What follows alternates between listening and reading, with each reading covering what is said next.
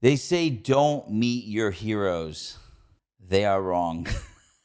Abie Rotenberg is one of my heroes since I'm a little child. I talk about how much he's impacted my life.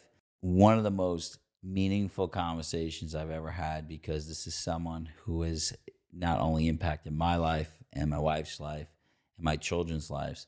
He has impacted many, many millions of Orthodox Jews that grew up on his music. And I was so honored to sit down with the person who created Dveikus and Journeys and so many other things. He's even writing books today.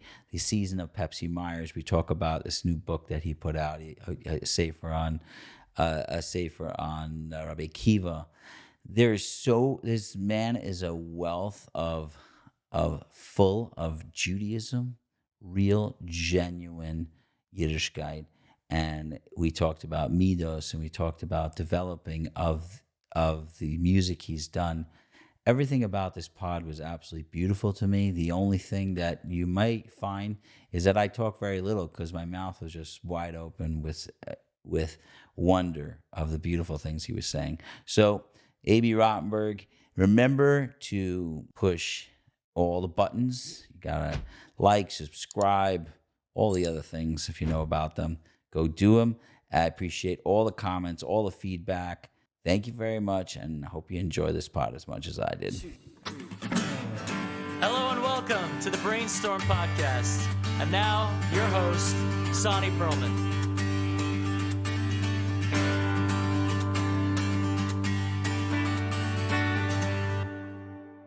All right, we're live.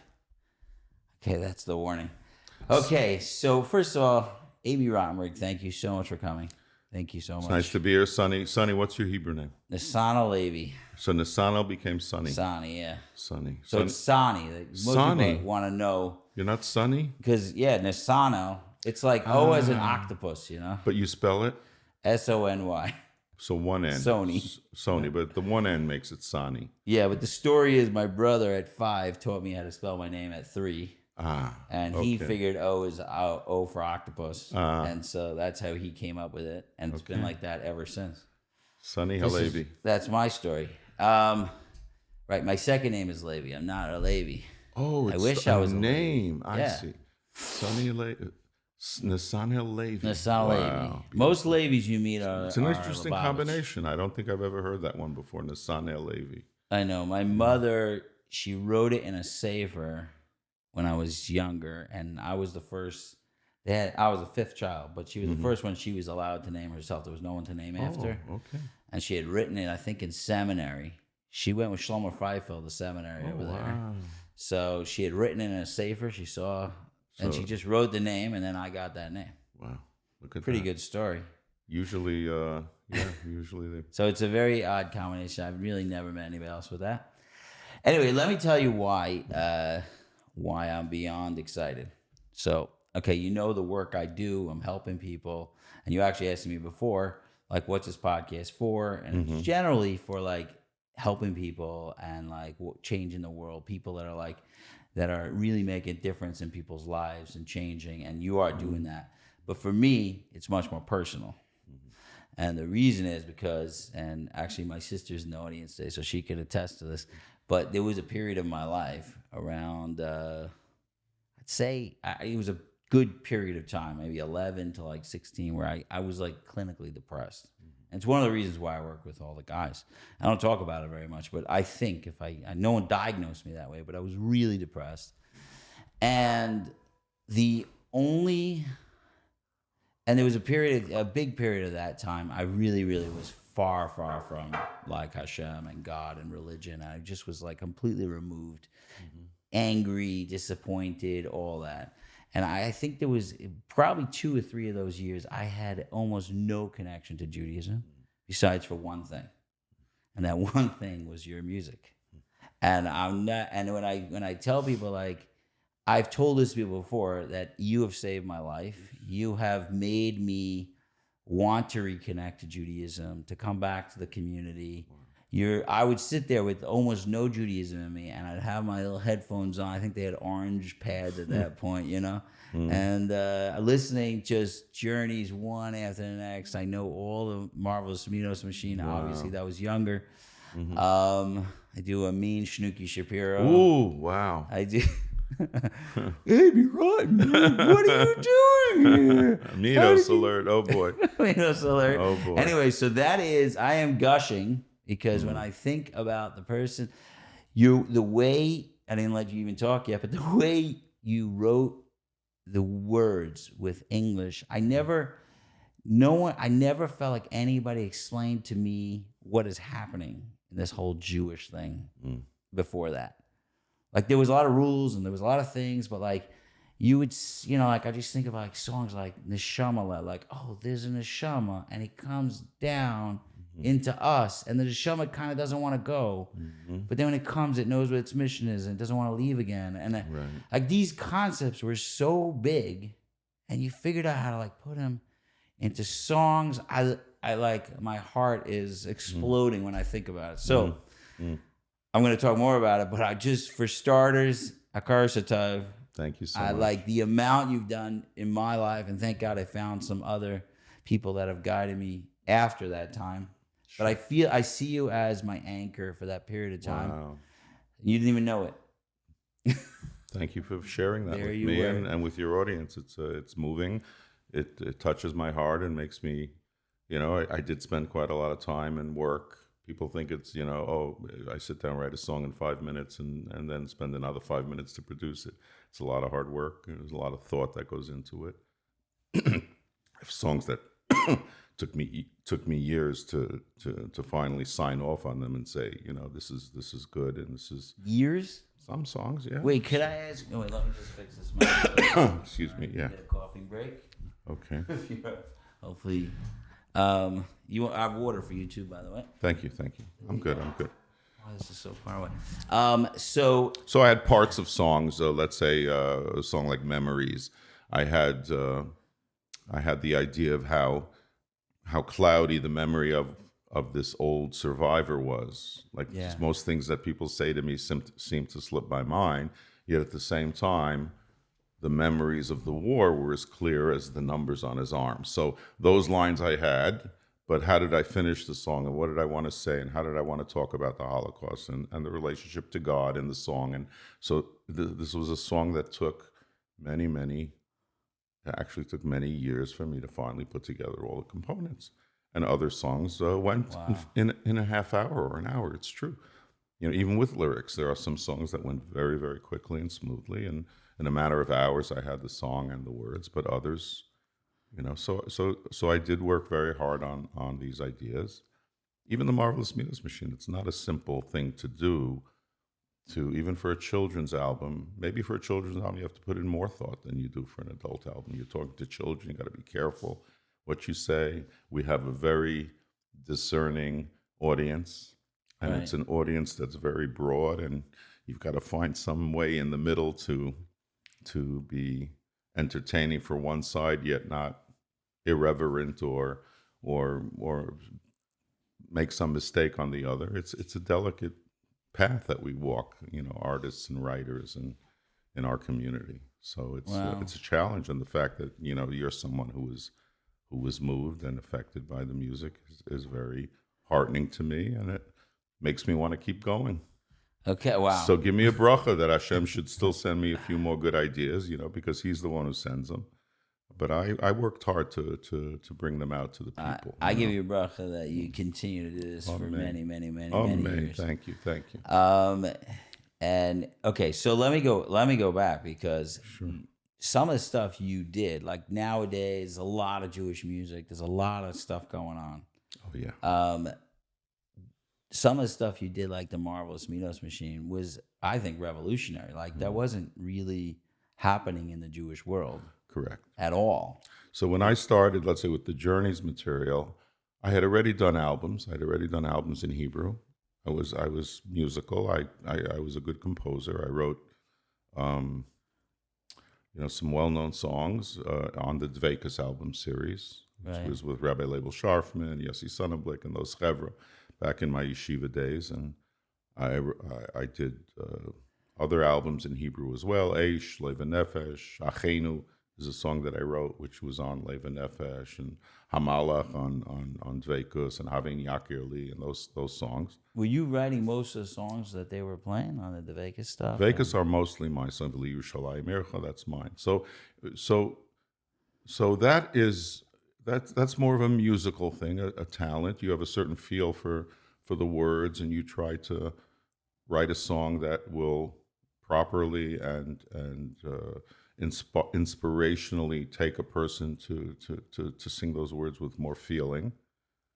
But there were very few songs in English in those days. Yeah. Mordechai would have one song, and Avremel would have a song on their albums, but mostly they were Hebrew albums, and they threw one song in.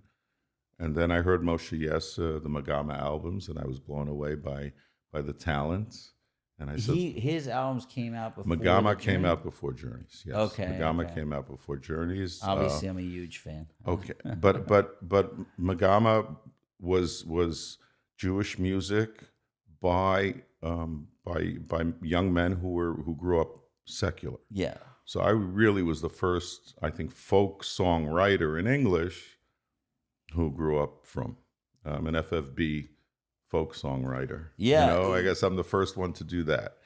And there was very little, but I listened to a lot of secular music growing up. I loved Simon and Garfunkel, and Peter, Paul and Mary, and the Mitchell Trio, and the folk genre was something that I liked. I enjoyed the Beatles as well, and Harry Chapin, the Balladeer, and different artists, Cat Stevens. I listened to that stuff. So I became a Muslim. No, so I was able to sing a song in English that didn't sound like a guy singing English, but he really was singing in Hebrew. Right. I always say that when Moshe Yes sang in Hebrew, it still sounded like English. Yes. Right? Because his language and the way he spoke, and even the way he said Hebrew words, it sounded like a country singer singing. Right. Singing you see Torah. Torah, right. Yeah. So most Mordechai and David, when he sang, it sounded like he was singing Hebrew. It sounded like he was singing. By the way, not anymore. Today Mordechai and Avremel and all these people, because today we've changed. We've adapted. I mean, so many Mordechai Shapiro and the Eighth Day guys, and they all sing English so beautifully today now. Yeah. Shulam Lemer will sing he'll sing a national anthem, or he'll sing the Piano Man, and it sounds. If you're just listening, you don't see the payas. You think it's a regular secular artist so we've learned how to do that. We've grown, but I think Journey's Magama certainly was the first, but Journey was. But you're saying you were the first hybrid, meaning he was like secular, trying to be. And he wrote My Zaydin, he wrote Prayer Book Blues, and he wrote Dollar Bill, and he wrote these great folk songs. Yeah. But again, mostly from the Bal Teshuva perspective. So I started writing more from, I guess, from our perspective, the FFB perspective, but trying to be on that level of musicality and originality, and that it should be. And you worked with him on the marvelous Midos Machine. Well, he sang on Journeys too. He sang The Ninth Man, right? I had a country song. It was Basher. Oh, that was him? That was him. It was very Basher. He was perfect. I was living in Los Angeles in 1984. And that's when I started writing. I was 32 years old. I'd written, like I said, I had done many albums already in Hebrew, but out there, I started to feel a need to write songs in English for Kiruv and things that I was doing. I was in education in those days. I was in Chinuch. And I moved to Toronto in the summer of 84. I had most of my songs. I knew I was going to do an album. I had the Sefer Torah song. I had Conversation in the Womb. I had written already... It's Time to Say Good Shabbos was the first song I wrote in English. Really? That was the first. It's the first song on the album, and also the first song I wrote. So I had 4 or 5 or 6 songs already before I moved to Toronto. And in Toronto, I wrote The Ninth Man. I remember writing it when I was driving to Buffalo to pick up. You have to leave Canada and come back into Canada in order to become a landed immigrant. You can't become a landed immigrant in the country. You have to get your papers at the border and pick up. So I was in Toronto. I moved there with my family, and I had to drive to Buffalo and re-enter. And I remember on the way there and on the way back, I wrote The Ninth Man. I don't know why it was on that trip, and then like a week or two later, I found out Moshe Yes had moved to Toronto, And Did you know each other before? no, that? we never met. So I went over him, taught him the song, asked him to sing on Journey, and he sang The Ninth Man. He also sings on a song called No Place Like Home on Journeys 1. And then we struck up a friendship, and we did the Marvelous Midos Machine together, the first volume. And then he moved to Montreal, so we split. I continued the franchise, and he went off to do his own thing. He did the Torah bike also. He did the Torah bike, right? Which I Yes. loved. I also loved. Yeah. Now it's interesting. You mentioned he's coming from a Bal Teshuva perspective. You're coming from an FAP perspective. How was it working together on that? But he was a Marvelous Midos? professional. He was a pro. He had recorded with some big names in country music, and he had experience. He knew studio. He knew music. I learned so much from him.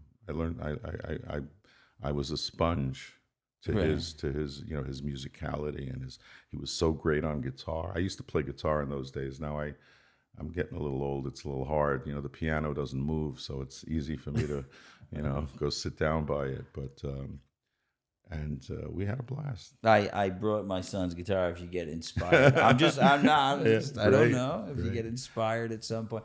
But you're making me wax, nostalgic. Asking me all these questions back in those days. So I taught in Eitz Chaim is the yeshiva day school in Toronto. I taught in the mornings.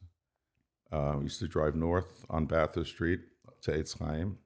We had mincha at 1:00. After mincha, I drove south. Moshe's house was north of mine, so I would stop off by Moshe, get in by 1:30, have a cup of coffee.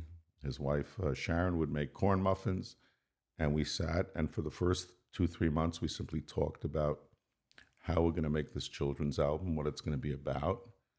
I don't think we actually wrote songs, but we were talking about the idea of midos and character building and how to do it, and how much of us should it be story, how much should it be song, and then we started to write this crazy magical story that kept on going, and thank God it was very successsul. People. You ever imagine that probably every single From kid knows like all of those Schnooky albums? Shapiro, yeah. Schnooky Shapiro.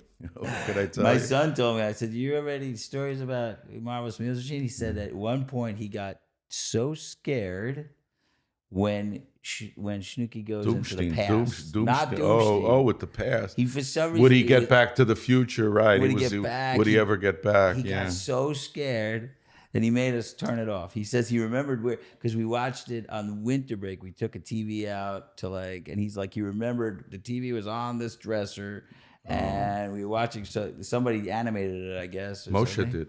Moshe did? That was part of our arrangement when he went to Montreal. So he had the animation rights, and he wanted to do it on in those days there was some animation programs that were just coming out for computer in those days, and he thought he could do something, and he did. He sold quite a few videos of the Marvelous Midos Machine, and he also had the rights to a road show, and he wanted to do a Marvelous Midos Machine road show. I told him, look, I have a regular day job. I'm not interested in going on the road. I was never considered myself a performer, and I still don't to this day. I mean, I will get up and perform and sing because people, like nostalgia, and they like seeing old people who can still, walk around and talk. True. Anyway, but so Moshe did a roadshow. Interesting, he did a big show in Toronto, and I went to it with my young son Hananya. And when he came out dressed as Doomstein, it was my kid who was screaming out of fear. No, take me out of here! And I had to go run out with my son off the stage. No, we were in the audience. I had to run out. He was disturbing. Anyway, Doomstein was scary. Doomstein was scary. We had a big a shtickle machlokes about how scary to make Doomstein. Moshe wanted to go full Disney, Wicked Witch of the West or whatever, and I said no, the Jewish our kids can't handle that. They're not exposed to it so early. So I diffused it by having Dizzy always say Doomsblatt and Doomsburger and this and that he wasn't so scared of him, so the kids won't be so scared. Oh, so he ends up going to. But he becomes a Bal Teshuva. Yeah, he goes to Aish Sameach. Yeah, Aish Sameach. We didn't want to offend anybody. We wanted to make sure them all. We got them all in. Yeah, Aish Sameach. Yeah. And So I mean, he understood children, but didn't really get where the firm kids were. Right. Like he said, we need to have, this higher level of entertainment, and we can't, we shouldn't coddle our kids so much. So we had a little bit of but we were always able to work out our differences, our what's the word? Artistic differences. We were able to, either I compromised, he compromised, or we each moved a little bit, to make sure it worked, because we wanted it to work. I want to tell you, I would pay anything to be in those rooms listening to you guys figuring this out. Yeah, it was a fascinating process. And then we did most of the recording in his basement. He got some high-tech equipment. He didn't have a full-fledged studio, but it was really just the clarity in the voices, basic, very simple. If you listen back, I mean, they're very, very simple arrangements. If somebody were to redo them today, it would be so much more sophisticated, because music today is now digital, and it's a whole different story. But why did you decide to do a children's thing? That was so different. I had a Midos alert every 10 minutes in my house, right? I had kids growing up. It was a fountain of ideas. They're yelling, they're screaming, they're fighting, they're this, they're that. This one did something, didn't tell the truth. This one's so you try to teach your kids. The kid wouldn't eat something not kosher. Our kids, you tell a kid, you go to the store and you see another kid, let's say a supermarket, right? So you see a Gentile kid is taking a candy. I want that too, and your mother says, not kosher. Kid's makabel. Right. You're makabel. It's God. We tried to tell them, Midos are also something that God wants you to. He doesn't want you to be so jealous. He doesn't want you to cry when your sister gets a bigger piece of cake. And so, were any of the stories, I mean, you're saying that like you just had tons of material, or would you have like any specific stories that like happen? You're like the milk on the floor. Some of them were so specific. Well, we once we came up with the idea of having this predictive machine that could tell when you were about to do something, we needed a way to get the song. We knew we wanted the song to be the Musar. You don't want to give Musar in a speech. You want to do it in a song, and it should have music, and it should be repeatable, and something you'll sing. The Torah says be humble in everything you do. I'll tell you an interesting story. Yeah. So after we finished the first album, and we had everything edited together and mixed. We had the album ready, and we could go and master it. We had never played any of the, I played to some people I respected. I played it to my wife. Maybe Moshe did as well, but we never played it to children. We intuitively felt that it was a good album for children, but we had finally finished it. It was mixed. Moshe says, should we try it out on kids? I got two young boys. One was 4, one was 6 at the time. One of them was Tali, right, and his older brother. And I said, sure, Moshe, let's watch their reaction. So they're sitting on the couch, and their jaws are dropping. Satellites going up into space, and there's monkeys escaping from, eating bananas in the supermarket. There's all kinds of crazy things going on in the song. And Midvar Shekatir, and they're sitting there. And these are two, I wouldn't say ADHD, but they, Leibniz kids, energy. They had energy. Energetic kids. And they're sitting there like little sheep, shepselach, didn't move. But by the time we got like 40 minutes in to the Shalom song, they ran out of patience. Oh, and really? They were fighting. You're sitting in my spot, and I'm sitting in your spot. They're punching each other. And in the background, Shalom is peace, and Shalom's the way. These kids are going at it. So I said, Moshe, Moshe, we're not going to change anybody's Midos, with this album.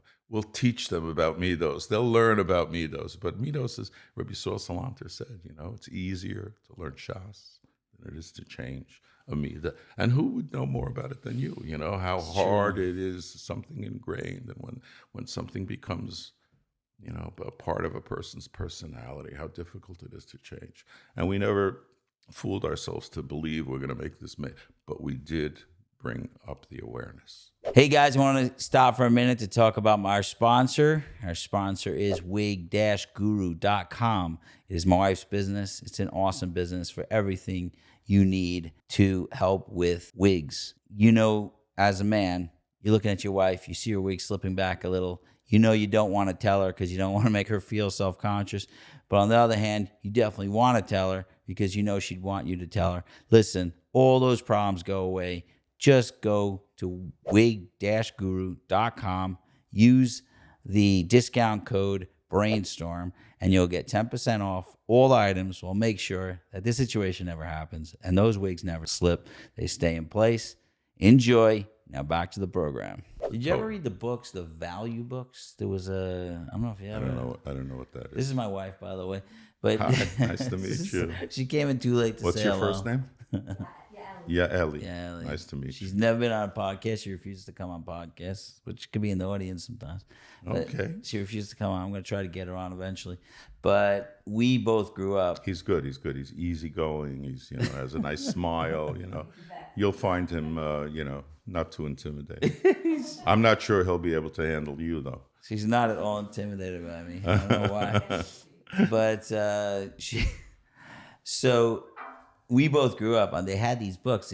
This husband-wife pair, they wrote this book, I think it was the Johnsons. They wrote the value books, and we didn't grow up together, obviously. Mm-hmm. I met her later. Mm-hmm. We both had these books, and the books had values, and it taught you a value, and it took famous people and it put values. I just wish you knew about it. I don't know how to go further into it. I tried after the album, after the second album came out, and they were extremely successful and popular. I tried to sell the idea to a secular music company. I said we could do a Dr. Marvels or a Dr. this or and teach kids. They didn't want to go touch it. They didn't want to really go near. They Hollywood and these entities are really not interested in getting our people to become better. They just want to entertain them. It's true. I found a lot of resistance. Oh, no, we don't want to go. We don't want to sound preachy. We don't want to. I said, but you want kids to tell the truth, don't you? Yeah, but so who else was there in terms of the kids? I think today it might be more. There might be more interest in it, But it was in those days. It was a hard sell. It was a hard sell. Was it a hard sell because you're coming? They just don't want it at all, or was you coming from more Jewish world? I had other things on my mind. I was a father, growing family, and I was working in a business by then in Toronto. I left chinuch and went into a family business, so it wasn't like I could invest that much time, or was there enough money from this endeavor to go out and hire an agent and pay somebody to go and knock on doors. And so I made a few attempts and I didn't get anywhere, so I gave up. Maybe I should have tried harder. But so let me ask a question. In our world, the parents appreciate, getting the kids to have good midos, and the rest of the world, I'm sure they would appreciate it too. But the people in entertainment didn't see it that way. I think they're wrong. I'm just saying. I think they're wrong in the secular world too. Mm-hmm. I think they're very wrong. Kids are dying to learn the right ways, I think. But why did I'm go back to Journeys for a second? Why did you decide to do English music? And I mean, it really wasn't happening much. Right. So like I said, I heard the Magama, so I said it can be done. I heard that it can be done. I had never written songs in English other than a little bit of camp lyrics earlier on, but never really as the lead writer, more as more from the music side than the lyric side. And but I felt a need to do it. I had gone to some NCSY events or Kumsitzen and Kiruv outreach weekends or Malava Malka here and there, and many of the kids there didn't even know Shlomo. They didn't even know simple Hebrew songs.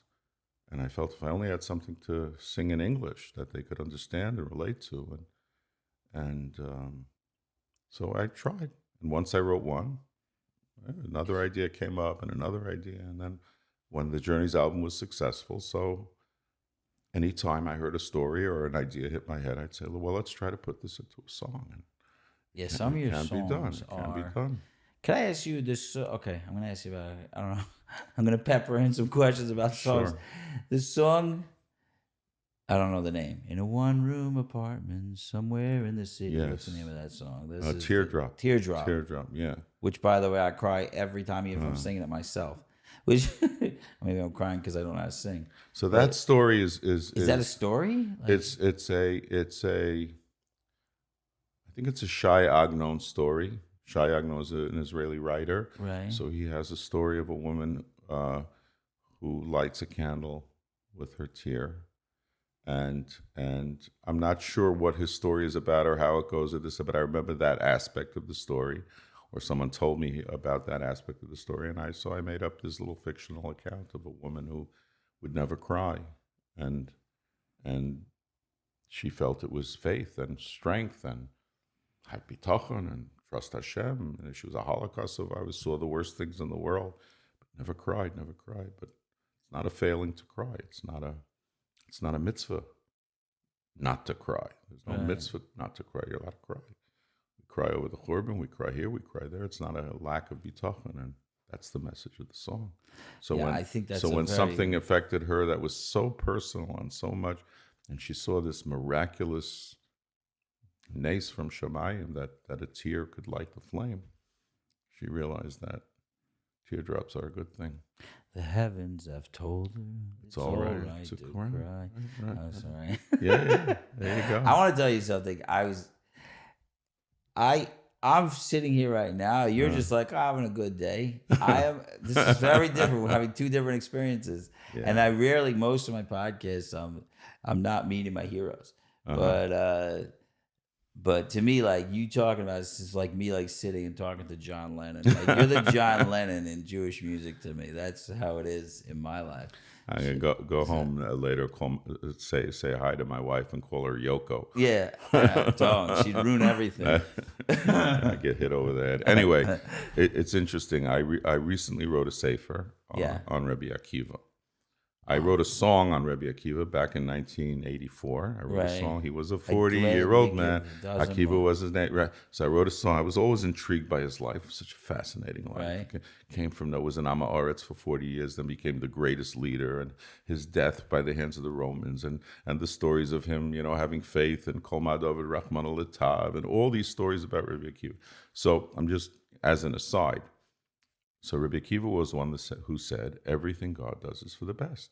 He lost his donkey, he lost his chicken, he couldn't sleep in the inn, he had to sleep outside, his candle blew out, and every time he said, Hashem has a plan, it's all for the good. And then he finds out that everybody in the inn was killed by the Romans who rampaged through the town, and by being out in the field, his life was spared, etc. He says, you see, Right. So, but there are sources and places in Chazal which talk about Rabbi Akiva crying. So even the man who was the biggest Bal Bitachon, the man with the most faith, a man who only saw the good in life and in everything, he was the ultimate optimist, there were times that he cried. So that's the message of Teardrop. Right. It's okay to cry. We are human beings, after all. We're not machines. We're not robots. We're not, no matter, we strive to be better and better all the time, but we're still, Hashem knows we're. No, one of the things that when I talk to guys that I'm working with, and I try to explain emotions the best I can explain emotions, and to me, emotions are like your little children, and they get up and they say, "Hey, look at me! I need to be seen." And then if you keep ignoring them, they have a full tantrum, and then you fall apart. So that's the best way I could explain emotions. So it's not that you're not having all the emotions at once. Just one is I need attention right now. I'm angry. I'm sad, and it takes over. And I'm anxious. So the idea of allowing the tears to come out when they're there, and allowing it to be in the moment, this is the feeling I have now, I'm allowed to express it, is such a deep. It's such a deep psychological song. That song really chopped psychology in a very deep way. At the same time, of course, and I'm sure you tell this to the people you work with as well. Sometimes we have to overcome our emotions. We have to use our intellect, and the intellect sometimes has to rule. It has to say, you know what? It's a legitimate emotion, but I've got to fight it, and I've got to push it away, and I've got to overcome it. I still have to function. I may be feeling in a certain way, vulnerable, but life goes on. So And Right. this is what life is about. It's a struggle. We go Right. up, Again, we it go goes down. back to that marshal. Yeah, You have to pay attention to your children, but you can't let your children run your house. that's right. Exactly. It's the same marshal. Same marshal. It's not if you ignore your children, it's bad news. Bad news. If you let your children run the house, Bad news news. too. So it's a good marshal. But that idea, it's your Rabbi Akiva book. This is crazy because I'm so focused on your music and all that, which I've been in love with. And then today I look up on Google and there's a whole bunch of things you did that I didn't know about. Yeah. The books. First of all, the Rabbi Akiva book that you just mentioned. That's in English or it's in Hebrew? English. It's in English. Is it It's like a not an biography? easy. It's not an easy read book. It's learning. It's. I take the Chazal. I take many of the citations throughout the Gemara and the Medrash that talk about Rabbi Akiva. I analyze them very Talmudically. So it's not a biography of Rabbi Akiva. It's not a storybook. It's very much a work of Torah that is for serious students who want to understand Rabbi Akiva's life and why he did this and why he, let's say, as opposed to other Tanoim, supported Bar Kochba, and why it was particular for him to be the one to risk his life and teach Torah, even though it was banned by the Romans. And so there's much to learn about his life and how the extent of why he went to study for 24 years, why he came back and left again and left his wife alone with the children. I mean, these are very, very legitimate questions. That's wild. So, I didn't know about it. I'm getting it, and I'm going to leave a link to it. Okay, thank you. But Thank I will you so say, much. I'm curious. I mean, it's so interesting because there are a couple people in history that when I have this podcast now, I'm like, I wish I could have just talked to them for a couple of minutes. One of those people is Marcus Lehman, who wrote the Akiva book. Yes. And Rachel was her name. He wrote the Akiva book, and then they did an adaptation, I think he also wrote a book about Rabbi Akiva's wife, Rachel, and Rachel is her name. It's also by Marcus Lehman. He tells her story in a fictional way. So that's very much a book for everybody to read. That's much more of a historical. That's what I think about. It's a storybook more. It's the biography. It's the history. It's the times, and it's fictionalized where she has friends and she has neighbors, but Akiva comes home from the yeshiva, or he's doing this or he's doing that. So, but my book is very different. It's very different. Much more of a. But it's so interesting you mentioned because Marcus Lehman is kind of the literary version of like he was. I would read all the Marcus Lehman books as a kid, and there was like, maybe you want to really be from like he wanted you to be like the stories of like the family Y Aguilar, and how the Mesiras Nefesh and how they hid and they kept the Torah, and even though they were being, they did it in secret, and they're heroes. He made them into heroes. The thing that really, and it's interesting. This is just an interesting segue. Is that I think the thing that I've been always loving about your work and about like other people's work similar is that they took such stuff that is and gave it in like a spoonful of sugar. Like it was given like in a way that was so easy to swallow. It's like you have these massive ideas, this emotional idea of a teardrop, like when we're supposed to cry, or this massive idea of like the two people, the conversation in the womb, or the like. These are like massive ideas, and they're given in like such a beautiful platter that every kid knows. They're like, oh, I know that story about the two babies talking in the womb. Like about the next world. That's a wild idea about the afterlife. Like, yes. How do you That was from the Gesher HaChaim. The Gesher HaChaim is a sefer on Avelus, on the laws of mourning, and I think in one of the chapters in the third volume. He gives some advice how to do nichum avelim, how to comfort people who are struggling with the loss of a loved one, and I think he writes that story, and he says it should give people strength, that when just like when your baby is born and everyone's saying Mazel Tov, so too when a neshama passes to the next world, there are spirits and souls and there's life in the next world, and they're saying Mazel Tov, you've come to a new world. And that world is much larger and much more vast than our little planet here on Earth, a little microcosm of something in the universe, Right. That is an expansive world that we can't even begin to imagine. Just like the twins, the one twin in the womb couldn't imagine a life beyond the womb. So, Yeah. You're right. These are lofty ideals, and you try to take that ideal and bring it down to earth in an easy way. And what more better way to do that than with music? I mean, music itself is this amazing creation by Hashem, where without seeing it, it's just in our ears and in our minds and in our hearts. It's just such a phenomenal creation. I heard Shlomo Carlebach, Shalom, talking about the power of music at one point. And he said, now I don't know if this is true or not, but he said this. He said that he never listened to non-Jewish music. He did not want to listen to non-Jewish music. He read all the non-Jewish books. He said music goes straight to the soul, and you have no way to block it. It's not like I could sift it out. Like it's like it goes from the soul to the soul, no block. There's a famous, I forgot who the author of, but maybe the Chidah, I'm not sure. But they asked the question at Achashverosh. We're coming up on Purim, right? Achashverosh's Suda. So he had everything, all kinds of foods and all kinds of wines and anything to draw and take the Jewish people away from their religion and entice them to Persian culture, etc. He really wanted to do a number on the Jewish community in Shushan, but there's no mention in the Megillah of music. Yeah. They asked the question, why not? Why didn't he have Persian music playing in the back? So one of the Mefarshim says he didn't want anything spiritual at his Suda. He said, even secular music. The idea of music itself it's a godly thing, it's a spiritual thing. Even if the music wasn't going to be Jewish music per se, but it would be music that's I want to pull them away from spirituality at my Su'udah. He didn't want music there.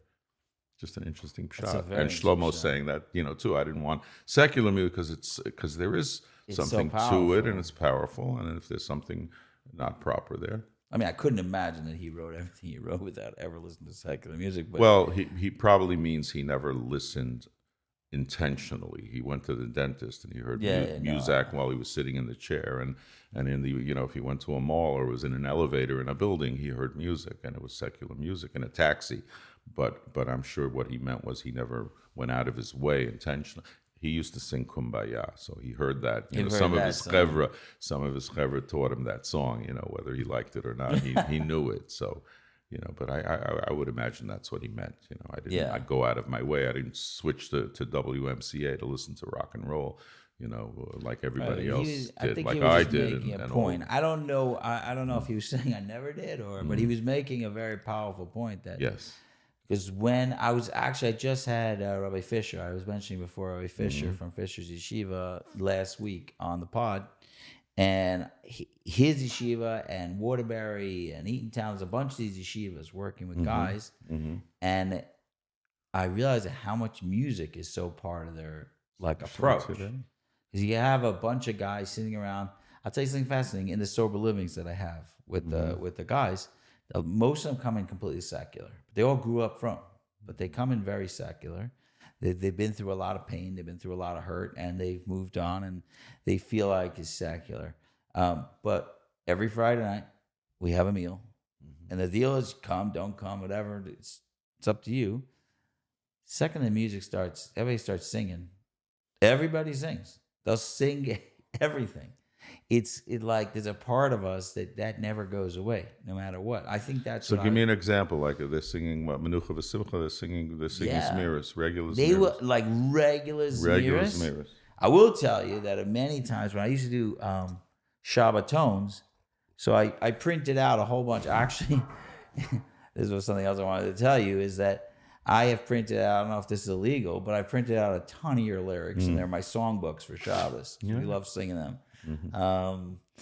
There's a whole bunch we all love singing. All my kids all sing it. But every time I'd have like a rowdy crowd, like on a Shabbaton with a bunch of guys, and I run our place, which is like guys that are not even at this level. They're still very rowdy. I would start like an Uncle Moishy song or like a Marvelous Midos Machine song, something that like just hits their childhood. And I'm like, Hashem is there, and they're immediately everybody's just joining. They just join. Doesn't matter how long their hair is or how many tattoos they have. Doesn't matter. They're straight in. Wow. I have a funny Uncle Moishy song. I don't know if this is not, you're not Uncle Moishy, but I'm going to tell you a funny Uncle Moishy song that he had. I'm curious if you guys ever like sure. And on the fourth point. Marvelous Midos Machine, we find out that Dr. Midos and Uncle Moishy are really good friends, and they both live in Borough Park, not far from each other. I think I must know. And Uncle Moishy comes over and he says hi, and so I respect the work. David Nachman Golding and Suki and Ding and those guys did a great job with Uncle Moishy. Yeah, amazing. And it's a great franchise and taught the kids so much. No, I had in the sober livings, we only have Jewish people. This is a story. So you only have Jewish people, but accidentally I was in Pesach, I was in South Africa. So you met my sister, she's from South Africa. Right. So I was away in my last sober living, this is 10 years ago. And I remember I'm away and I get a phone call from the rehab. You need to take this guy in. I'm speaking to the guy. I do an intake like far away, like on the phone. And he tells me he's Jewish, he's this, that. Okay, fine. He's from the area, whatever. So I took him in. And it turns out he was not Jewish. And what happened was that his dad's third wife kind of raised him. She was Jewish, but his biological mother was not Jewish. So he just considered himself Jewish. So meanwhile, he's like now stuck in this place where everybody has like this Jewish education. He doesn't, and we love him. So it's not like we're, it's fine that he's there. And he's a wonderful guy. And then one day he comes back. I come in Sunday and he says, "Oh, yesterday I was working and doing this and that and that." And I'm like, I was always joshing with him. I'm like, working? It was Shabbos. And he got all nervous. He's like, "Did I break the rules? What did I do? Did I do anything wrong?" I'm like, "No, but ain't going to work on Saturday. It's Uncle Moishy." He's like, "Who's Uncle Moishy?" And I'm like, so I show him one YouTube video of Uncle Moishy. The guy watched everything Uncle Moishy. He became the biggest Uncle Moishy fan you ever met in your whole life. Not Jewish.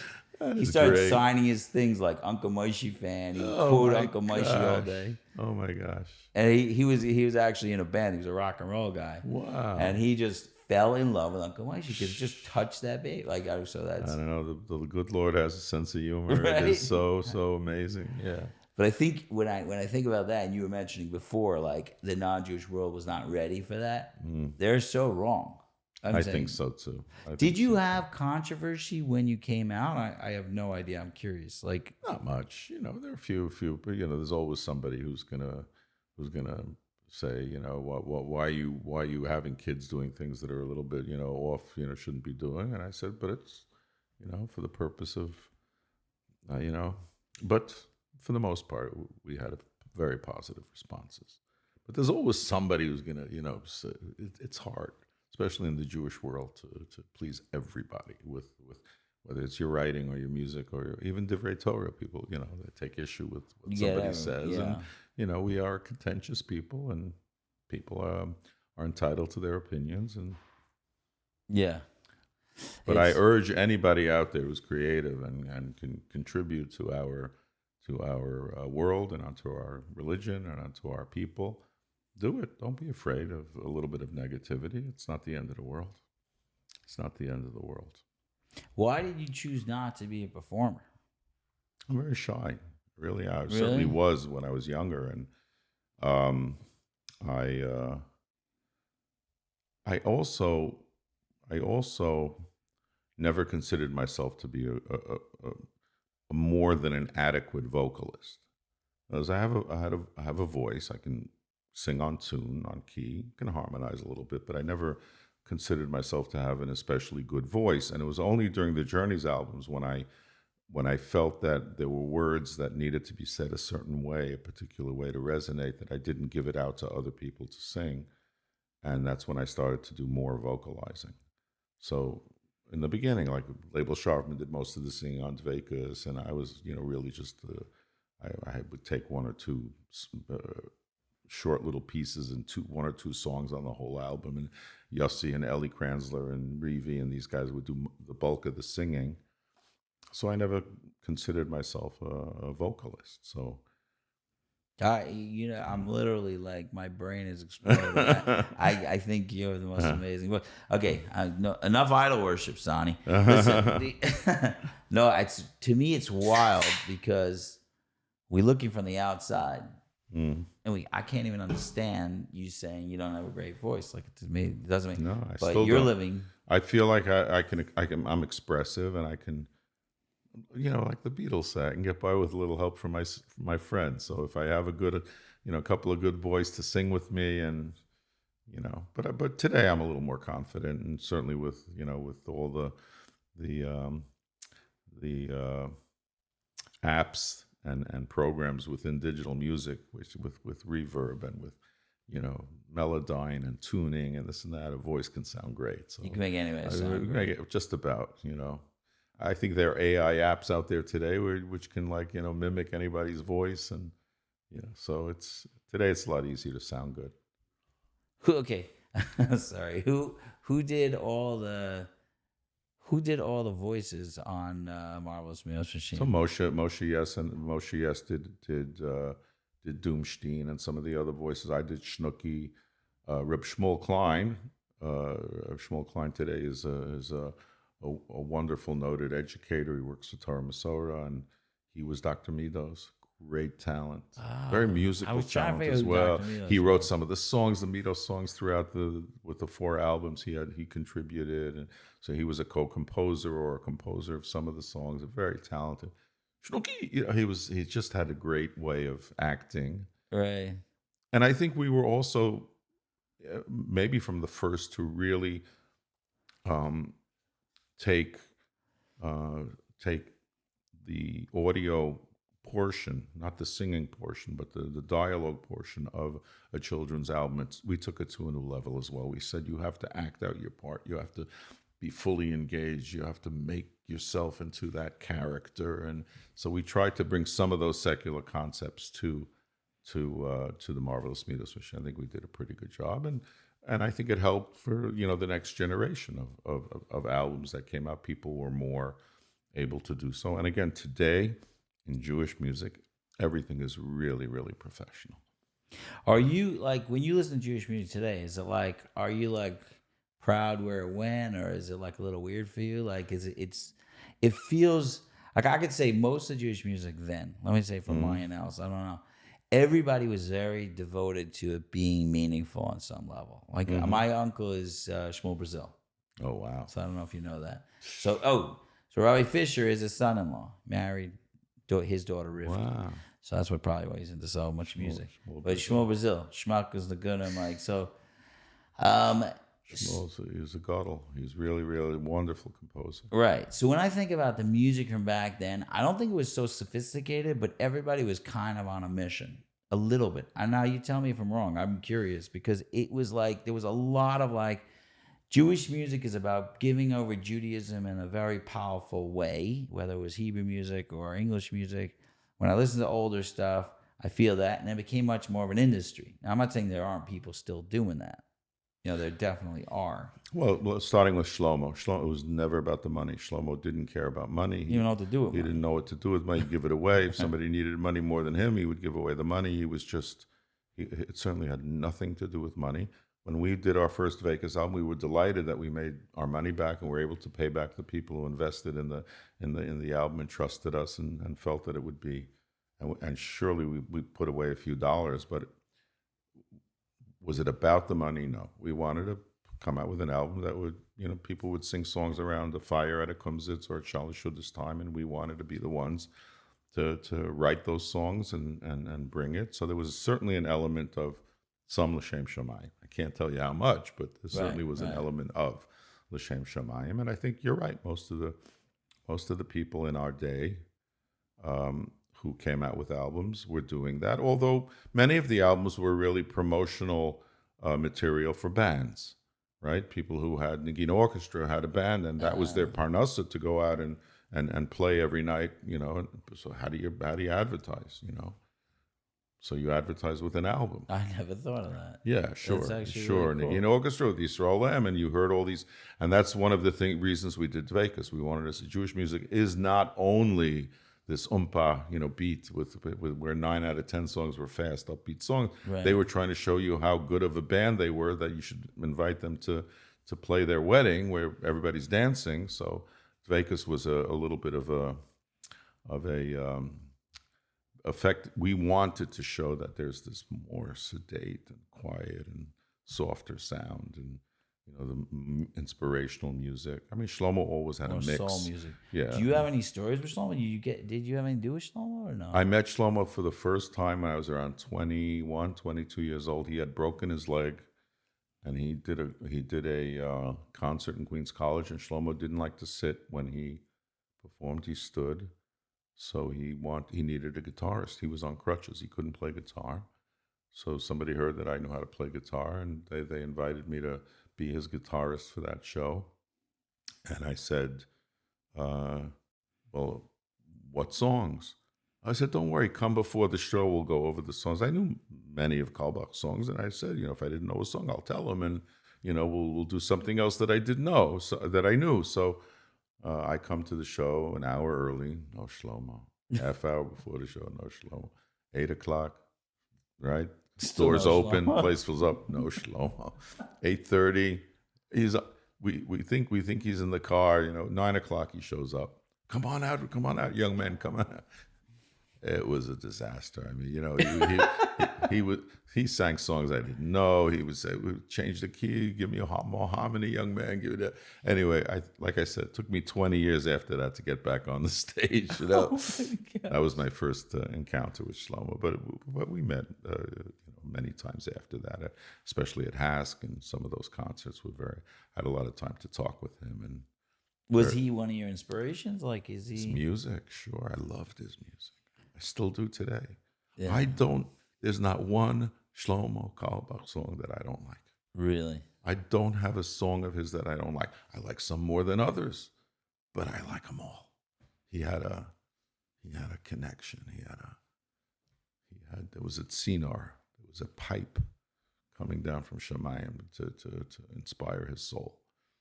That's his music. It's wild because his music is so simple. It's not complicated. What's wrong with simple? No, I'm just saying it's like he somehow struck a chord no matter what he did. Right. It's the simplest song. There's something there. There's something there that pulls you, that grabs you in the simplest song. But it's not so simple, because you take that same simple song and you take away one particular note in one particular spot, and all of a sudden it falls flat. It doesn't have meaning. It doesn't inspire. I've written many songs like that. Yeah. Just miss it. You just miss. Shlomo never wrote a song like that.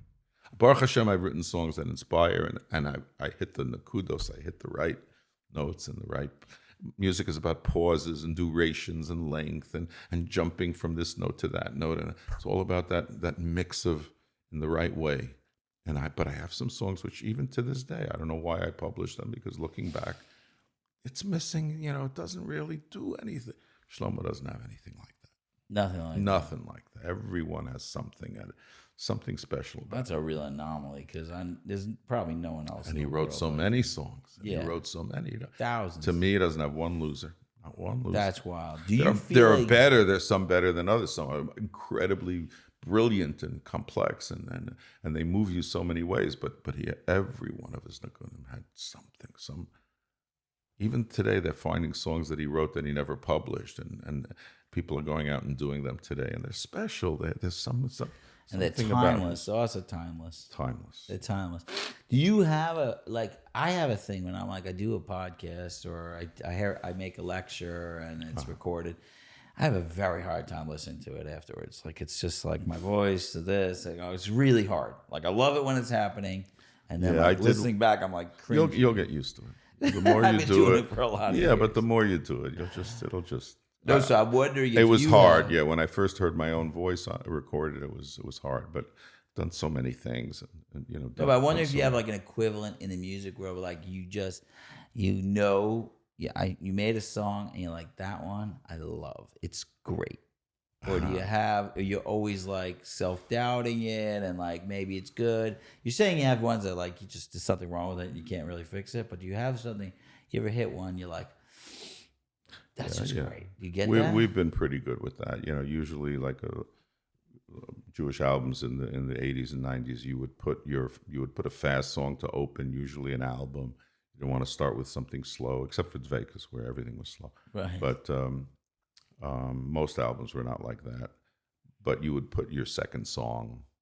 Your second song would be the song you wanted to be the signature song on an album. So we put Achenu as the second song on Leva Nefesh. We knew we had a special song there. Hamalach is the first song on Vegas 4. I mean, we knew that we felt that there were certain songs that were better and more meaningful than others. So, do you like your Hebrew songs better than your English songs? So that's a very good question. Yeah. Usually people say, "What's your favorite song?" So I tell them I don't have a favorite song, and I really don't. Right. I Ben-Zion Shanker would always say, "You can't ask me which one of my children I love the best. You can't. They're like my kinderlich, my negunim," which is a beautiful answer, and it's true to some extent. But some children not as good. No, well, yeah. No, I'm kidding. Okay. Yeah. I'll tell you a vort, and after I answer your question, I'll tell you a vort, which probably something you can use in your line of work. So I do feel closer in most cases to the English songs, but that's because I worked so hard on them. So Lefum Tzara Agro, when you put in the time, you put in the effort, and you put in so much hard work into a song, let's say writing it, clarifying the words, making the message, like you said, palatable so people will listen in a way that's creative. It's such hard work to do.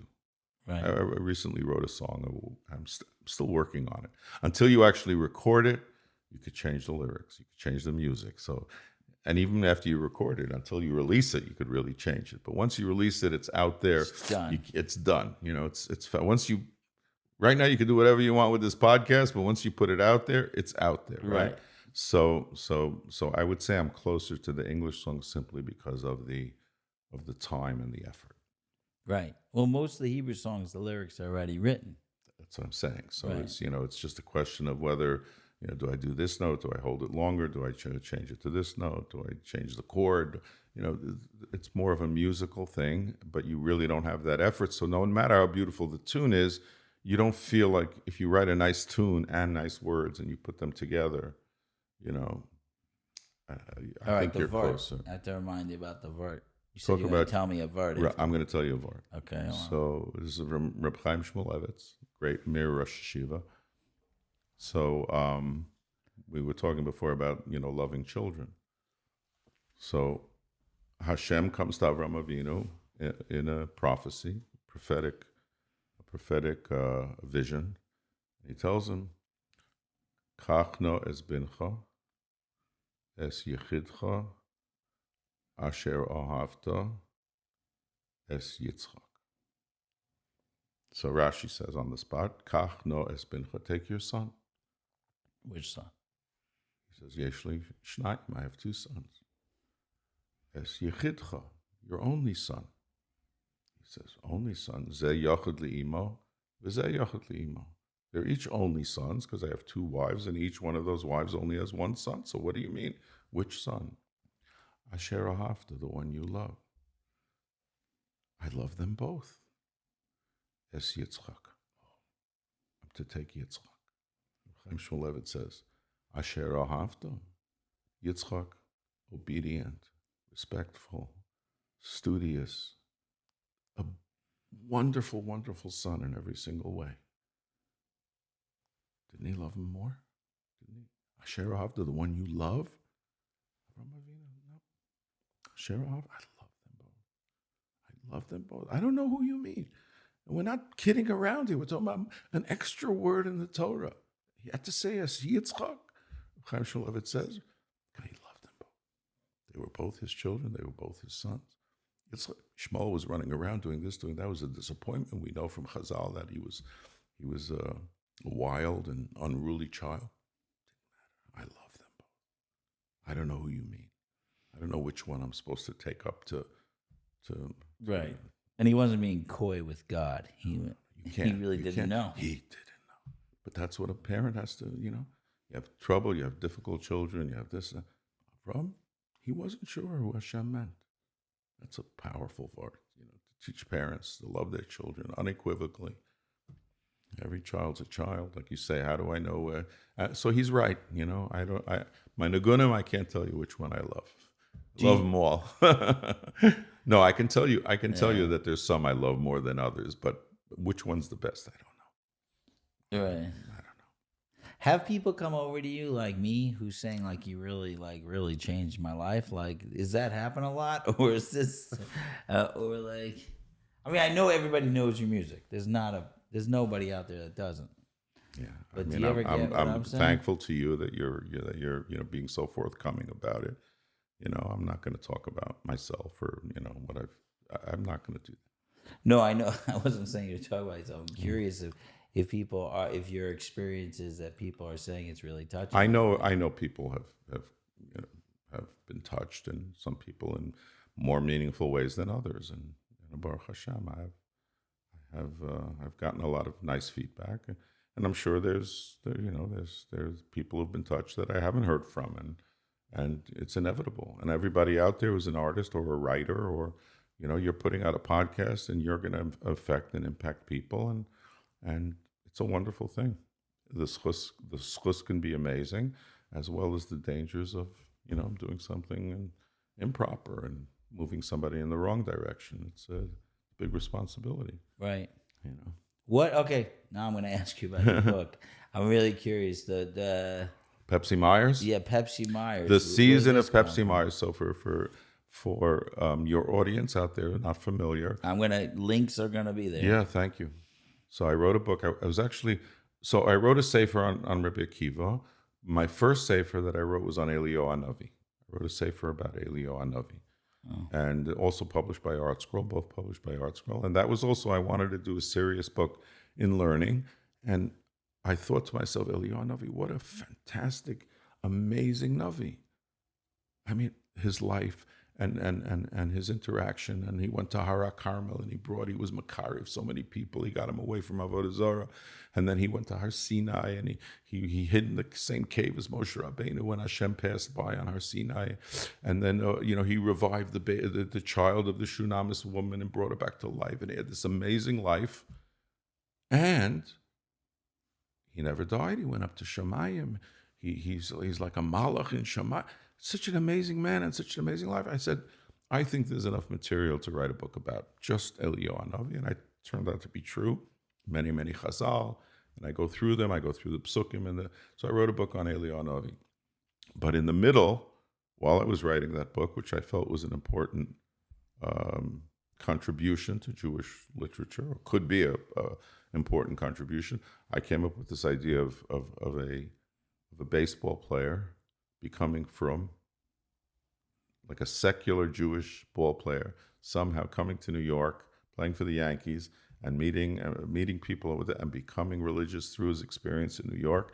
And I hit that, and I put Eliyahu Hanavi aside, stopped working on it. I worked for a year and a half on writing the season of Pepsi Myers because I felt this has the possibility to be effective outreach for people who are unaware of Yiddishkeit or people who are struggling with Yiddishkeit. And it's a baseball story foremost. It's about this amazing ball player, this kid who happens to be Jewish. His name is Pepsi Myers. Why he's called Pepsi? You got to buy the book, Why his last name was Myers? Because that's what his father's name was. Right. But he comes to New York. His parents actually come with him. He's an only child. And it takes place in the future. The games are played in 1940, so this book is already 10 years old. So we in those days we thought about auto ump, and we thought about how things became more automated. So there's like a little sci-fi in there. Well, not so much sci-fi, but it turned out to be predictive, because in those days while I was writing the book, baseball came out with the challenge rule. Right. Before that, if the umpire said you're out, even if you were safe, or vice versa, it was too, you couldn't challenge. Video replay was not accepted. So I had to modify that while I was writing the book, because that came into being. but we had predicted where there are chips in the ball, and there's electronic eyes along the foul lines, and everything on the field could be done without an umpire. But in my book, we kept balls and strikes with the umpire. Even if he made a mistake, we wanted to leave with some humanity in the game. Right. But everything else was automated, and so it's set in the future. But the parents become enamored by Judaism. They're exposed to it, and a rabbi and a rebbitzin who live nearby in Riverdale, and slowly they impact their son, and he becomes more interested in religion, and the Yankees go to the playoffs and the World Series, and there's games, and there's teammates, and there's intrigue. But today's a young adult is not going to be moved to inquire into Judaism by reading some. He's not going to read the Rambam, not going to read even Shamshon Raphael Hirsch's letters, and it's just something where today you need a good story, and it needs to be something they can relate to, and I think Pepsi Myers does the trick to some extent. So if there's some people out there listening to this who want to get a primer into basic Yiddishkeit 101, Judaism 101, it's a good way of learning it. Wow. Again, it's like you're giving it in a sweet pill. I even take a couple of themes from the Journeys albums. I weave into the dialogue, like Joe DiMaggio's card. Put it in there. Not that, but conversation in the womb. For example, that mushal, that parable is the rabbi uses it in a speech, and it's brought down in the book. So right. So and many others, ideas. So. How do you think the generations have changed? I'm saying you're mentioning like nowadays. I mean, even when you were young, probably people were not. I tried to read the 19 letters when I was young. I got it as a bar mitzvah gift, and it was in English. It was translated. Yeah. And it was very, very hard to get through. It's a dialogue where for a 13-year-old it's hard, but even at 15, 16, it was hard because it was a child reaching out to a rabbi and asking, and everything was about the hashkafa. There was nothing else in there entertaining. Right. It was really all about Yiddishkeit, and it was a hard read for me even then. I think probably back in Europe, kids were more intellectual, and listen, times have changed. We're children have no patience today. We're in the video age. We're in the instant gratification age. We're bombarded by our senses constantly, and we don't have a minute to contemplate, and we need to be entertained, and it's a different world. Are you? I mean, I don't know how much you're in touch with the younger generation, but you're obviously still kind of putting stuff out for them. Are you? Well, Baruch Hashem, I have children, I have grandchildren. As ever? Excuse me? No, I'm wondering if you feel like the generation today is as hungry as ever, just it doesn't come out the same way, or they're not as hungry anymore. Like when you say hungry, hungry for spirituality and connection, and I think today's generation has challenges that the world has never had before. Like what? Like I mentioned before, in the olden days, if someone went away from Yiddishkeit in Europe, says they usually went to some other ism, whether it was to communism, socialism. They went to some other great scheme and philosophical approach. It wasn't simply that they tuned out. Right. They had to have purpose and meaning in their lives. Maybe it was a misdirected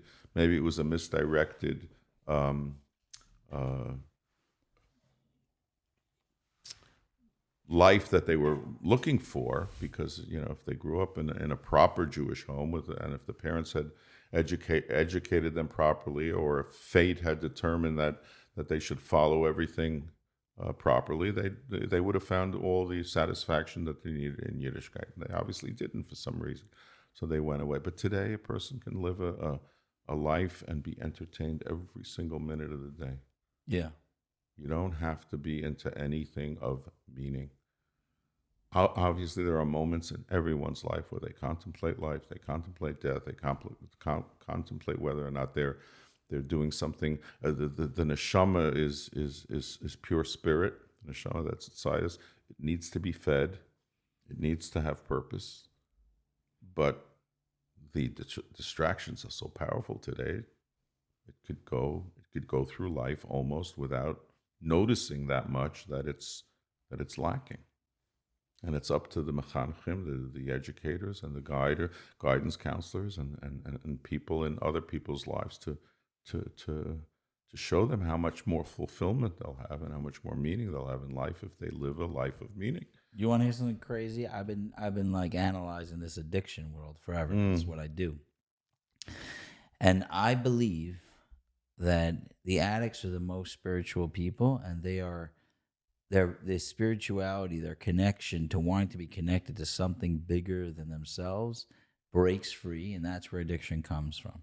Meaning our addiction is our desperate need for connection with each other and with God, and that's a desperate need for connection. And it's like what you're saying, it's like you could actually clog up all the pores and have keep the spirit in, and addicts are bursting through. They just, and it becomes very unhealthy. But it's amazing because if you met some of the guys by the shul, when they actually connect that the right way to a more spiritual path, they're like the best of us. They're incredible. So I'm just saying, it's amazing what you're saying, because I'm listening and I'm dealing with all these people, and I think of them as very spiritual, but almost gummed up spirituality. There's so much, and it crashing through. It's almost exactly what you're saying. Yeah, I mean, we all have, every human being on earth has to somehow, for true fulfillment, connect to the divine in some way. And but that's why I think it's harder and harder now, because it's easier to cope without having it. It's easier to cope. But we're still doing okay, I like the music method. Music is a good way. I like what you do. It's so important. Are you still writing music? Yeah, I still write from time to time. Something happens, and I wrote a song recently called "The Neshama Lives Forever." I wrote a song. Is it out there? It's out there. It's a single. I did it with Joey Newcomb. Oh wow! People can can look at it on YouTube. We did a little video as well. And life is short; flies right on by like a passing cloud up in the sky, taken from liturgy. Right? No one knows when their time will be to go. It's all up to Hashem. You may think it's unfair. Maybe you're unaware. The Torah says, and we believe, only the guf comes to an end, but the neshama lives forever and ever and ever, and forever is a long, long time. So that's the essence of Yiddishkeit. We're in a body. The body's finite, and its day will come. Its number will be up, one day. But that neshama goes on, and if we can just take that idea and strengthen that emunah and recognize it, got to feed that neshama, because it's going to be around a long, long time. Yeah, it's not going anywhere. It's not going anywhere, So it's just a simple idea. I got a WhatsApp video the other day of little first graders in the yeshiva day school of Las Vegas, little girls singing "The Neshama Lives Forever," and I such a wonderful feeling, that this is like Yiddishkeit 101, It's a song. Now it's a song. So. And it's amazing because you put it into song, and these amazing ideas go into a child's heart. Okay, so it comes and joins its host at birth, spends a little bit of time on earth.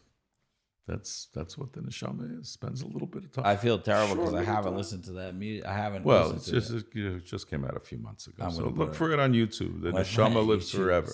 Abie Rotenberg, Joey Newcomb, and we had a lot of fun recording it, and Donnie Gross did the arrangement. So it's I think something very cool about your story is the amount of collaboration that happened. Like, you've collaborated with with everybody. I try to very much try to today, especially. I mean, Jewish music has exploded.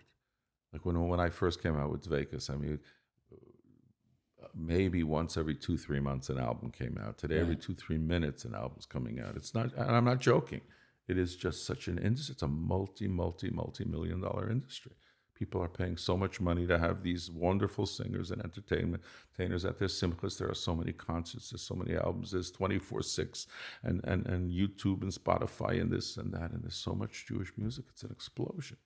And in Eretz Yisrael, what's going on with Yishai Rebo and all those chevra?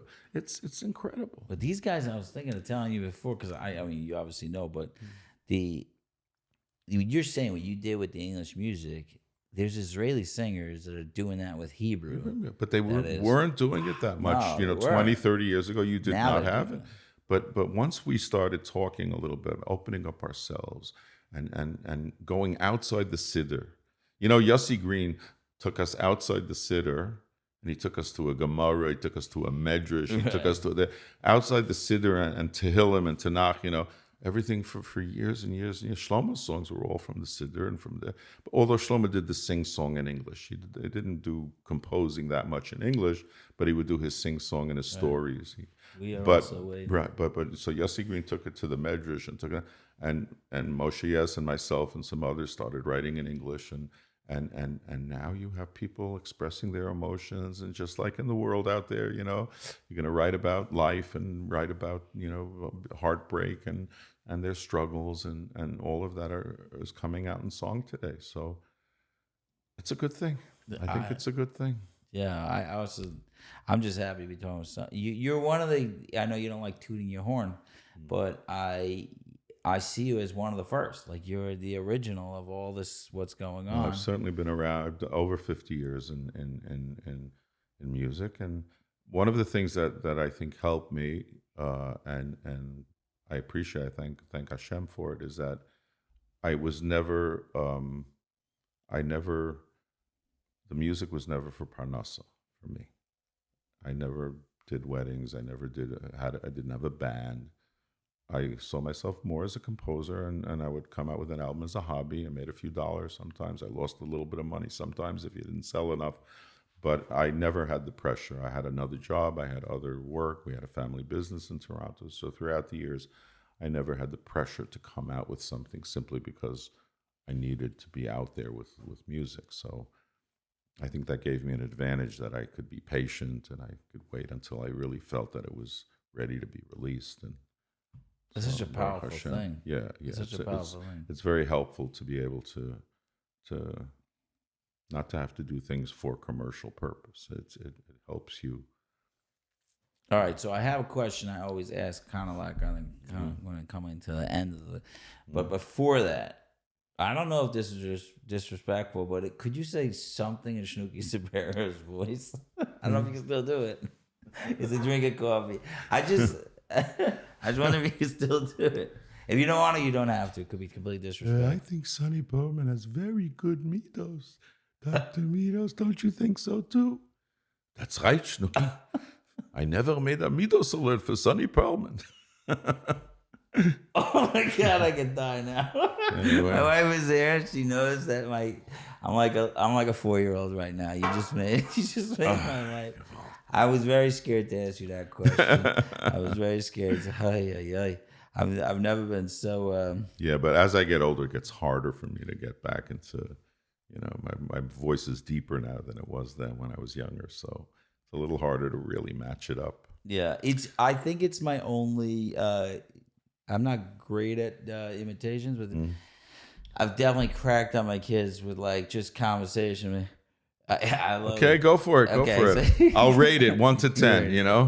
Okay, so we'll do like 1946, 1933, Hey, where did Brooklyn go? Okay, so the inflection's excellent. Nothing. It's just, but the timbre is a little bit different. Timber's up. But actually, the inflection is great.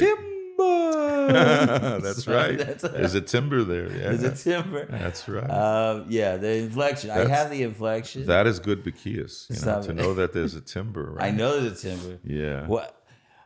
George Washington. Who did the George Washington? Who did the British accent? There was a kid in Eitz Chaim who was from England. So that was a real English kid? The kid was from English. I think so. Or I thought that was a terrible English accent. Yeah, maybe it was. Maybe I thought he was from England. Anyway. That's so funny. Okay, fine. That was beautiful. But anyway. Dr. Midos, what about my bar mitzvah? Okay. Very good. Very There's good. popcorn everywhere. Anyway, so I'm going back. Okay. It's been good 30 years since I listened to it. But the last question. The truth is, the truth is that I secretly hoped and still hope that the marvelous Midos Machine does not only impact children. I hope it impacts their parents. I hope it impacts adults. I did a little subtle thing about how the marvelous Midos Machine in the last one, volume 4, about how they had to catch some crooks and they had to turn the marvelous Midos Machine onto adult mode, and it started to overheat. Right, so I am subtly saying that it's like the adults are beyond help. Maybe the kids, we can get them to have good Midos, get the parents to have good Midos. Forget about it. It's not, but really, really, a sincere hope is that the parents overhear, and it even helps them a little bit to focus, because it really, really, really is the essence of Torah. The essence of Torah is to be a mensch, right? That's what Hashem wants from us. He wants us to be good to each other, care for each other. He wants achdus. He wants people to help each other and be thankful when their friends have success, not just when they're successful. Maybe as adults we don't learn much. I'm saying when I'm looking at the Gaza situation, I don't really want to bring it up. It's a different topic from this. Yeah. But like, how are you going to fix them if you don't tell these kids that there's something called love and peace? Like, if they want to murder us at 6 years old, we're doomed. You know what I'm saying? Like, that's not we're doomed. That's not what I'm saying. Is like the understanding that we know is that you impacted adults by impacting me as a child. Meaning, I wonder if adults are really learning a lot, or like, oh, that's a cute song, and we have all our guards up, and we're just missing it all. Honestly, I know you work with a lot of kids who've struggled with Yiddishkeit, and I think one of the things we don't do enough in our chinuch system, and maybe we do it now better than we did in years past, is to emphasize. The old story about the guy who had he brought a container of milk to, I'm not going to say which yeshiva, some big yeshiva, and hundreds, thousands of talmidim, and he put his name on the bottle of milk, in the coffee room, and he said, this belongs to so, whatever. And he goes and he sees half the milk's gone, right? So the next day he brings another bottle and he writes on it his name and he says, Makbid. Goes again. 3/4 of the bottle's gone. Everybody's using his milk for their coffee, right? Comes back the next day, writes his name on it, Makbid Gomor, right? I am very, very strict about being Makbid. I don't want, it's my milk, right? Half the milk's gone. Comes up with a good idea. Next time, takes the bottle of milk, writes on it in big Hebrew letters, Cholav Stam. Nobody touches it. And his milk is safe, and he has the priorities are off. Our priorities are off. If more and more and more mechanchim and our teachers and our rabbeim and mothers and fathers and would show the beauty of Yiddishkeit, and that it's all about love, and it's all about appreciating each other and helping each other. And that's what Hashem wants more than anything else. He wants that much more than he wants anything else. There's so many proofs in Gemara and Chazal and in the writings of our great, Rabbeim and Rabbanim and the Rambam and everybody else, that this is really the Ratzon Hashem. Drachei darchei noam. It's ways always of peace and love and friendship. And if more of us understood that, there'd be a lot less attrition. There would be a lot less attrition. And that has to be at the root. You may have answered my famous last question. My famous last question is, if you're a rooftop question, if you're like standing on the rooftops and you want to yell something to the world, like the world needs to know. And there's millions of people listening and they're all listening. If I'm on a rooftop and I'm yelling. What are you yelling? Get a net. No one said that one. Nervous up here, Hey, I'm scared of heights. That's a terrible question for me. It's a terrible question. Yeah. I never got that answer before. No, I just got off my chest, just about everything. That would be what I would yell from the rooftops is Drachei darchei noam. There has to, if whatever it is you're selling to the kids somehow falls outside that falls off that. We say the off the derech, OTD, right? Right. Well, if the derech is so thin, it's such if it's a curb that everybody has to walk on, of course people are going to fall off. It's got to be a little wider. It's got to be more understanding. If you can't find kol nesiva seh shalom, and you don't have that in your home, you don't have that in your family, you don't have that as a priority, you don't love every yid, and you the people who you don't like, and people who you don't talk to, and people who you hate, and people who this, and da. If you come to Yiddishkeit from that angle, there's certain dangers, but look at the danger of teaching hate. Look at the danger of teaching intolerance. That's also very, very dangerous. And it ultimately, a lot of people have Yiddish hearts. We are Rachmanim b'nei Rachmanim, and if that's what they're taught, they're going to find something wrong with our Masorah. And we have to teach MS, and MS is Shalom, and that would be what I would yell from the rooftops. If nobody's going to listen for that long of a speech, but you were looking for something short and sweet. But I also think that is so important. What you're saying what you were saying before about how kids are being entertained every moment, you can't even catch their attention if it's not love. I know it sounds like how are you going to even let them know that something's happening if they don't feel the love? Right. What makes them put this down? Yeah. What makes us put it down is because our family's here and we want to give them love. It's hard. It's hard to put down all of our side things. It's even harder for kids.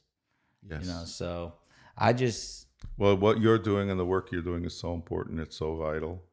And I wish you a Baruch v'atzlacha. You should continue to... I've heard many stories from my son-in-law and others about, what you're accomplishing. Chazak ve'ematz. Baruch should give you the strength to keep on doing it, and Matzel nefesh achas mi Yisrael ki'ilu kiem olam maleh. It's saving a world, not just a life. It's because Hashem made the world for one person, right? So the whole world, everything, the mountains and the valleys and the oceans for one person. It's amazing because we say that every time we get discouraged. With work we're doing, because it's hard. There's some of the guys don't make it as well as others. By the way, I don't believe it. I believe every single person that you reach out to, you help in some way. Some of them come back to our community and become full-fledged members, and they have families and children, and they're going to have grandchildren who are going to become Gedolei Ador somewhere, Rosh Yeshivas, and light up the world with their knowledge and their goodness. But even if you bring a guy an inch closer, in God's eyes, that inch might be, his whole forever. Having moved that one little inch because you helped him, gets him a place upstairs forever with his neshama. Who can measure these? That's true. These. So we feel a little disappointed they didn't go as far as him, but they moved a little bit. You moved the needle. I think it wasn't despite it was frustration when guys are really suffering, and then we have a thing we just say we pick a guy. We're like, if we made it just for that guy, that's right. It's good. It is. This is it, and it's true. Everybody, what you're saying is 100% true. Even the phrase, let's say kiruv rechokim. Yeah, it's so beautiful. Doesn't mean what would be the alternative? Hashlomas rechokim, completely taking people, bring it, Kira, closer, come a little closer to the fire. Right. That's all. Make them a little warmer, We have no idea, what it's worth. Wow. Okay, one more thing you could say no. Okay. Any interest in playing a song? Oh, no. Okay. No, you don't need. You want to play a song, I will play. I'll go home Baruch and listen to all your music. Baruch Hashem, go turn it on. Today in Jewish music, the artists, at least today, to some extent, we're getting better compensation than we used to, because the streaming apps, that people mostly are streaming music today. Every time a song is played, a little bit goes into the kitty. Yeah. To the artist, the composer. For a little while there, it was rough. For a number of years, for a couple of decades, it was tough because there was, people were emailing songs all over the place. And you didn't have to buy it, but today, Baruch Hashem. Now So- it's back. Yeah. And that's one of the reasons it's exploding so much too, because there is, there's more compensation, so it became more of a There's real. something there. Yeah. Okay, so I want to say this. I know I started with it, but I want to say thank you. You have made me laugh. You have made me cry. You have made me feel emotional and powerful and vulnerable. And everything. I like, if I could just sit with you. If this whole podcast was me just to say thank you for what you've done for me, myself, and what I've passed on to my children.